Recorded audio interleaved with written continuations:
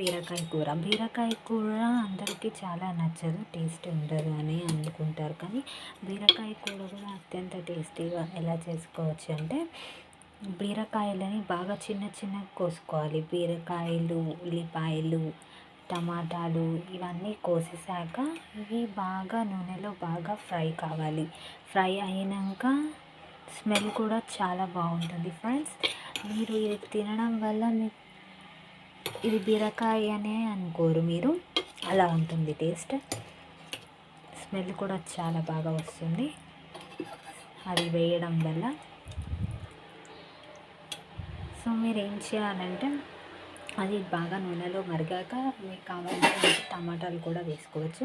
టమాటాలు వేసి మెత్తగా అయినాక కారం, ఉప్పు మీకు తగినంత వేసేసాక అది నూనెలో బాగా ఫ్రై అయ్యాక మీకు కావాల్సిన గార్నిషింగ్కి కొత్తిమీర ఇవన్నీ వేసేసి